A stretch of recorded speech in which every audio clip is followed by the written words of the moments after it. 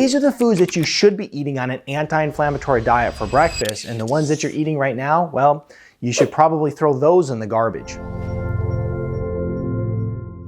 Hey Wellness Warrior, I'm Dr. Nick Zyrowski, and one of the top questions I get is what should I eat for breakfast? Because oftentimes the foods that you're eating for breakfast, you're gonna find, you'll hear me say, are totally terrible, even including things like oatmeal. So let's go ahead and talk about the foods you should eat, the foods you shouldn't eat, and why it's so important. Because it's very critical to understand that the foods that you eat for breakfast will literally set the standard for your entire day. How much you eat, what kind of foods you crave, how you feel, everything. So let's make sure that we take breakfast very seriously.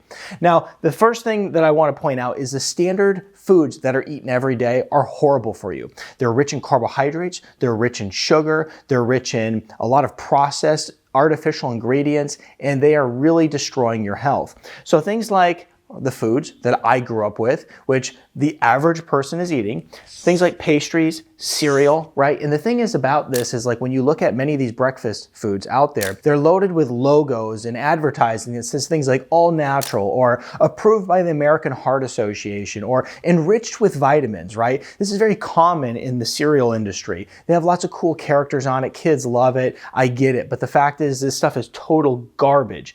We're also looking at things like muffins, sugary coffee, okay? This is another terrible one. There's so many individuals that will go through the Starbucks line, get their coffee that's like 600 calories, 60 grams of sugar in it, and that's considered breakfast. So we want to avoid stuff like that, bagels, and also toast and jelly, right? Because if you look at that standard diet that most people are consuming first thing in the morning, it's a ton of carbohydrates, a ton of sugar, things like gluten, artificial dyes and flavorings. It's not good stuff. Now let's go ahead and talk about what you should be eating for breakfast. And I will point out too that I rarely eat breakfast. I'm a fasting kind of person. I like to intermittent fast. I eat breakfast with my family 1 to 2 times a week, and that's about it. But when we do eat breakfast, this is what we have because this is what a healthy breakfast looks like. Hey, it's Dr. Nick, and many of you have asked the best way to get in contact with me.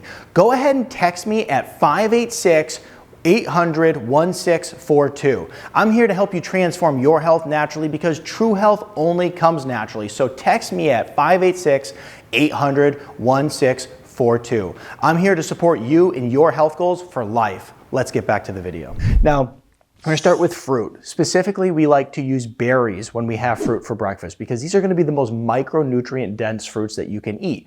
When you eat fruit, you want to get the most nutritional value and also get the lowest amount of sugar in it. And that's the ideal scenario, especially for breakfast. So if you're going to have some fruit, berries are where you want to stick to for the best micronutrient dense fruits.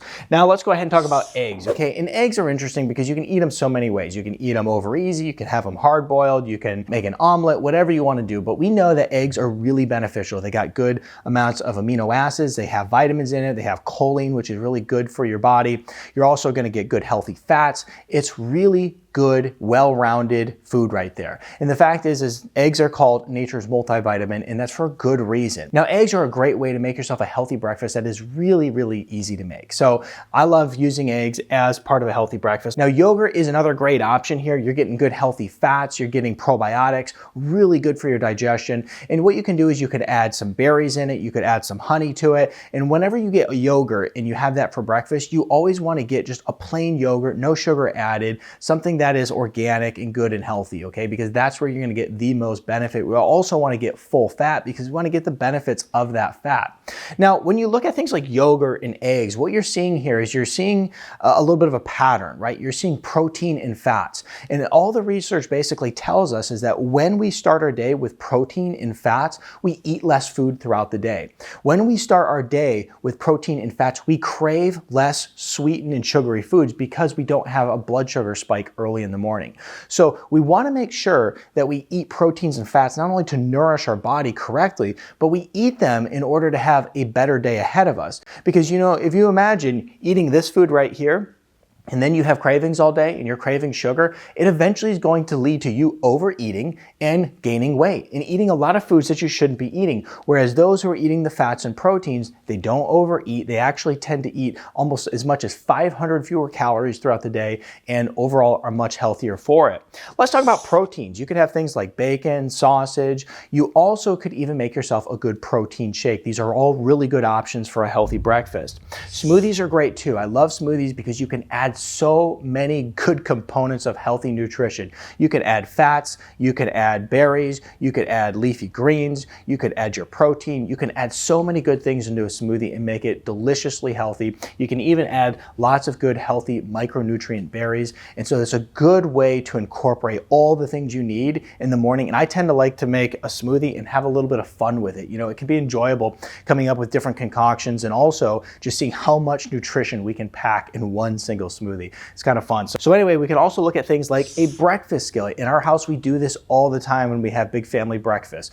A breakfast skillet may have something like sausage, sweet potato, and also green apples in it. It may have peppers and sausage and onions in it. There's all different types of ways to make breakfast skillets, but they're really delicious and have been a big favorite in my house for many years.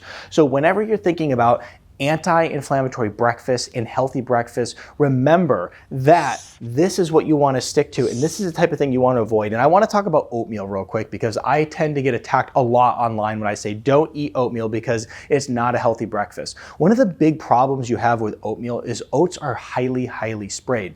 And so when you get oatmeal, it's been tested time and time again and been found to be loaded with pesticides. So I don't like having a dose of pesticides for breakfast. Also, the thing is about oatmeal is it's a high dose of carbohydrates. It's not the type of thing I want to have for breakfast when these options are available. In many of the circles of health out there, most people will tell you oatmeal is like the healthiest thing you could eat for breakfast. It is not. It's not good. It actually strips some of the minerals from your body. I'm not a big fan of it. Now, in general, I don't think oatmeal is bad if you're getting organic and you're eating it sometime throughout the day. I just don't think it's the best option for breakfast. I'm Dr. Nick Zyrowski. Give this video a thumbs up. Subscribe to my channel. Also put in the comments below, what are your favorite things to eat for breakfast? Do you have any good recipes for smoothies? Share them in the comments below. It was a pleasure seeing you in this video, and I look forward to seeing you in this video next.